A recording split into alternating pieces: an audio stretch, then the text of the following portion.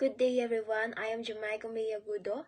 I am going to discuss to you the different cardiovascular disorder and the root words pertaining to the blood vessel. The cardiovascular system consists of the heart, blood vessels, and blood. Its primary function is to transport nutrients and oxygen-rich blood to all parts of the body and to carry the oxygenated blood back to the lungs. Heart. The heart is an organ about the size of your fist that pumps blood through your body. It is made up of multiple layers of tissue. Your heart is at the center of the circulatory system. Aortic aneurysm. An aneurysm is a weak or expanded part of an artery. Like a bulge in a balloon, your arteries are large blood vessels that carry oxygenated blood from your heart to other parts of your body. If an area in an artery wall weakens, the force of the blood pumping through can result in a bulge or aneurysm. Aneurysm usually aren't painful. You might not know you have one unless it ruptures or bursts. If it does, it can be very dangerous or even fatal. Dissecting aneurysm. An aortic dissection is a serious condition in which a tear occurs in the inner layer of the body main artery or the aorta. Blood rushes through the tear, causing the inner and the middle layers of the aorta to split or dissect. If the blood goes through the outside aortic wall, aortic dissection is often deadly. A thoracic aortic aneurysm occurs when a weak spot in the wall of the aorta begins to bulge as shown in the image. Having an aneurysm increases the risk of rupture or a tear in the aorta's lining or dissection. Angina. Angina, also as known angina pectoris, is a chest pain or pressure usually caused by insufficient blood flow to the heart muscle. It is the most commonly symptom of coronary artery disease. Angina is typically the result of partial obstruction or spasm of the arteries that supply blood to the heart muscle. Other causes of angina include abnormal heart rhythms, heart failure, and less commonly, anemia. The term derives from the Latin anguere, means to struggle, and pectus means chest, and can be therefore be translated as a struggling feeling in the chest. So good day everyone. So first I'm going to discuss the cerebrovascular disease. So what is cerebrovascular disease? So cerebrovascular disease is an umbrella term for conditions that impact the blood vessels in your brain. Cerebral refers to your brain and vascular refers to your blood vessels or arteries and veins. Cerebrovascular disease may cause a reduction of blood flow to your brain, ischemia or bleeding hemorrhage in a part of your brain. Both conditions are generally referred to as a stroke. Blood vessel diseases in the brain can lead to strokes as well as many other vascular conditions. So let us now proceed to arteriosclerosis. So arteriosclerosis means hardening of the arteries. It is a general medical term that refers to your normally flexible artery walls becoming hard or stiff. Your arteries are blood vessels that deliver oxygen-rich blood from your heart to all the organs and tissues in your body. Hardening of your arteries can interfere with blood flow and disrupt the normal workings of your circulatory system. Arteriosclerosis is a gradual process that occurs over many years. It can be dangerous because it develops silently. You may have no symptoms for a long time until the hardening of your arteries leads to complications. Arteriosclerosis raises your risk for a wide range of cardiovascular diseases, conditions affecting your heart and blood vessels. So arteriosclerosis is when plaque, a sticky substance made of cholesterol, fat, calcium, and other materials builds up inside the walls of your arteries.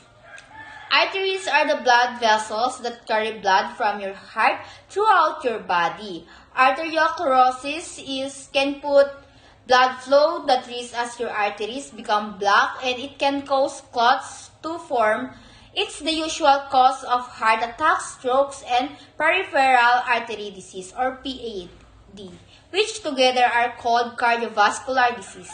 The condition doesn't just affect blood vessels in your heart, it can happen in any of your body's arteries.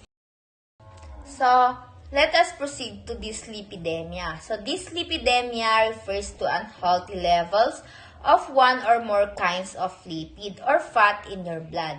Your blood contains three main types of lipid. First one is high-density lipoprotein, HDL, and the second one is low-density lipoprotein, LDL. And the third one is triglycerides. If you have this lipidemia, it usually means your LDL levels or your triglycerides are too high. It can also means your HDL levels are too low.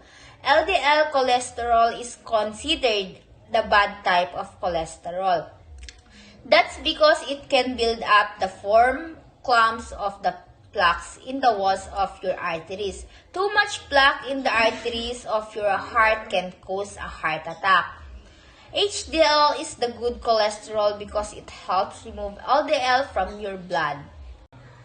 So, let us now proceed to myocardial infarction or MI, also known as the heart attack. Heart attack is caused by decreased or complete cessation of blood flow to a portion.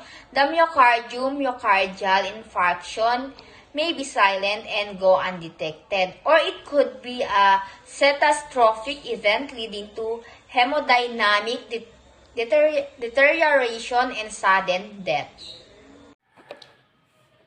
So let us now proceed to infarct. An area of localized tissue necrosis death resulting from a blockage or a narrowing of the artery that supplies the area. Infarctions occur in organs like heart and brain, as well as other parts of the body where there is a failure of blood supplies or blockage leading to tissue death. Ischemia. Local deficiency of blood supplies caused by circulatory obstruction, root hemo.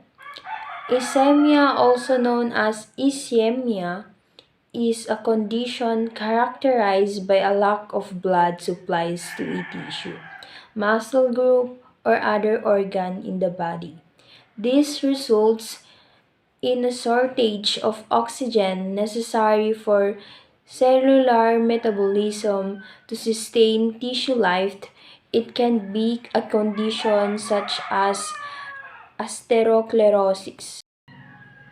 Lastly, CRP, also known as C-reactive protein, is a protein produced during systematic inflammation, which may contribute to atherosclerosis.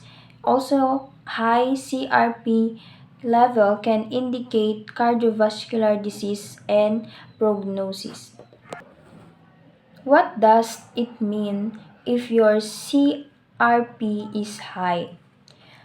High level of CRP mean you have a serious heart condition that causes inflammation.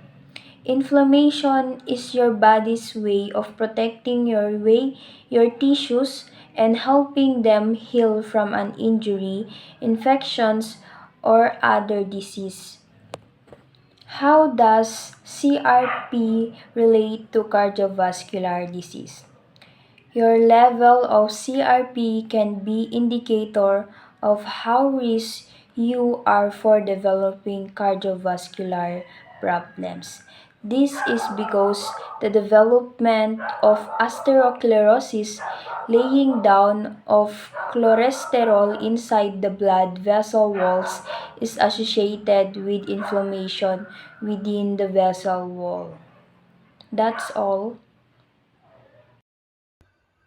An embolism is a sudden blockage of a blood vessels by an bolus, which is typically a blood clot, air bubble, fluid droplet, or other foreign materials.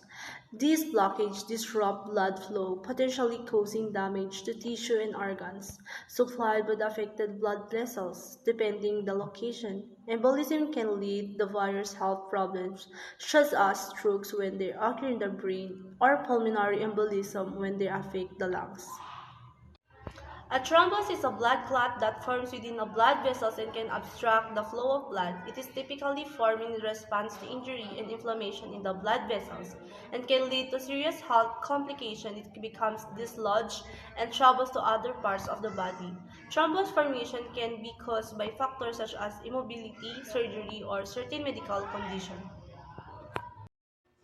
C-reactive protein produced during the systemic inflammation, which might contribute to atherosclerosis. High CRP level can indicate cardiovascular disease and its prognosis. Your level of C-reactive protein can be an indicator of how at risk you are for developing cardiovascular problems. This is because the development of the atherosclerosis, laying down of the cholesterol inside the blood vessels wall, is associated with the inflammation within the vessel walls. The result is higher level of CRP in the patient within the atherosclerosis than its those without atherosclerosis. The value of knowing CRP level depends on the whether you fall into one of three cardiovascular risk groups. Low risk because of low cholesterol level and little history of risk factors, that is, no diabetes, high blood pressure, or smoking, and no family history of heart attack at an early age. Even a higher level of CRP will probably not put you at a level at risk that requires then lifestyle change. To intermediate risks, helpful to know CRP levels because it can provide missing pieces of information for physician in deciding next step in the treatment. High risk, not essential to know your CRP because you should already be combining aggressive treatment with the lifestyle change to lower your risk. Coarctation of the aorta, localized narrowing of the aorta with the restriction of the blood flow. Blood flow through the heart. The heart pumps blood to all parts of the body. Body provide oxygen and nutrients to the body and remove carbon dioxide and waste. As the blood travels through the body, oxygen is used up and the body becomes oxygen poor. Oxygen poor blood returns from the body to the heart through the SVC, superior vena cava, and IVC, inferior vena cava, the two main veins that bring back to the heart. The oxygen poor blood entered the RA, right atrium, or the right upper chamber of the heart. From there, the blood flow through the TV, tricuspid valve, into the RV, right ventricle, or the right lower chamber of the heart. The RV, right ventricle, pumps oxygen poor blood and through the PV, pulmonary valve, into the main pulmonary artery (MPA). From there, the blood flows through the right and left pulmonary arteries into the lungs. In the lungs, oxygen is put into the blood and carbon dioxide is taken out of the blood during the process of the breathing. After the blood gets oxygen in the lungs, it is called oxygen-rich blood. Oxygen-rich blood flow from the lungs back into the left atrium (LA) or the left upper chamber of the heart through the pulmonary vein. Oxygen-rich from the flow through the mitral valves (MV) in the left atrial (LV) or the left lower chamber. The left ventricle pumps that oxygen rich from through the aortic valve into the aorta. the main artery that takes oxygen rich from out to the rest of the body. Hemorrhoid, a varicose vein in the rectum. Internal and external hemorrhoid can be bleed if they are not cared of properly. In some cases, thrombosed hemorrhoid can be also burst if they become too full. It is essential to learn why hemorrhoids bleed and what you can do to seek relief from the pain and discomfort and bleeding they can cause.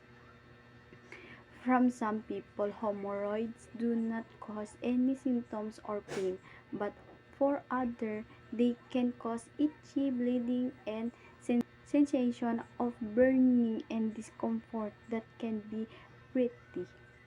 A bleeding hemorrhoid is usually a sign of the irritation or damage to the wall of hemorrhoids. It should resolve on its own over time, but you need to self-care and treatment to the speed up the recovery process to the discomfort and prevent it from returning. Both internal and external hemorrhoid can turn into the thrombosed hemorrhoid. It means that a blood clot from the inside the vein. Thrombosed hemorrhoids are not dangerous but can cause severe pain and inflammation that can affect normal activity. Patent ductus arteriosus, persistence of the ductus arteriosus after birth. This is a vessel that connects the pulmonary artery to the descending aorta in the fetus to bypass the lungs. Dyspnea, difficult or labored breathing. Rheumatic heart disease, damage to heart valves after infection with a type of streptococcus. The antibodies produced in response to the infection produce valvular scarring, usually involving the mitral valve. Edema, swelling of body tissues caused by the presence of excess fluid. Causes include disturbances, kidney failure, inflammation, and malnutrition. Stenosis, constriction or narrowing of an opening. Cyanosis, blue fingernails due to lack of oxygen in blood. It is a bluish discoloration of the skin caused by lack of oxygen. Hi guys, I am Trisha Ann Peralta Adatu and I am going to tackle some disorders of the cardios. First is the heart failures. So, what is heart failures? Heart failures is a condition caused by an inability of the heart to maintain adequate blood. It is a condition that develops when your heart doesn't pump enough blood for your body's need. This can happen if your heart can fill up with enough blood. It can also happen when your heart is too weak to pump properly. Next is hypertension, or we also know it as high blood pressure. It is a blood pressure that is higher than normal, which is the normal blood pressure is 130/70. Tachycardia. Tachycardia is an abnormally rapid heart rate, usually over 100 beat per minute. So, ito naman yung kabaliktaran ng bradycardia. If bradycardia is lower than 60 beat per minute, ang tachycardia naman is 100 beat per minute. Next, bradycardia. What is bradycardia? Bradycardia is a slow heart rate of less than 60 beat per minute. What is the normal heart rate of an individual? The normal heart rate of an individual is 60 to 100 beat per minute. If the heart rate is lower than 60 beat per minute for an adult, it is considered as bradycardia. Thrombophlebitis, inflammation of a vein associated with formation of a blood clot. Thrombus means blood clot and itis means inflammation. Blood clot may form when something slows or changes the flow of blood in the veins. Mostly, it occurs on your legs and pelvis, but also occur in arms. Phlebitis, also sometimes known as superficial vein thrombosis or superficial thrombophlebitis. Phlebitis is the inflammation of a vein, and its common causes are injury or irritation in the lining of the blood vessel, or a blood clot inside the vein. In the case of superficial phlebitis, is the placement of an IV catheter or the IV insertion. A twisted and swollen vein resulting from breakdown of the valves, pooling of blood and chronic dilation of the blood vessel. Root word varico, also called varix or varicosity. Varicose veins, common condition caused by weak or damaged vein walls and valves. It is caused by increased blood pressure in the veins and commonly affect the veins in the legs. That's because standing and walking increase the pressure in the veins of the lower body. Diaphoresis, profuse sweating or excessive sweating, commonly associated with an underlying medical conditions that alter hormone levels of the body. Hyperthyroidism, an overactive thyroid or speeds up the body's metabolism. Another, diabetes mellitus, a metabolic disease involving inappropriately elevated blood glucose levels. Endocrine tumor, formed in glands or in cells that produce hormones. And those who are going through menopause and pregnancy can experience diaphoresis. Occlusion, a closing off or obstruction as of a vessel. Occlusion can also reduce or even stop the flow of oxygen-rich blood to downstream vital tissues like heart, brain, or extremities. Shock, circulatory failure resulting in an inadequate blood supply to the tissues. For example, cardiogenic shock.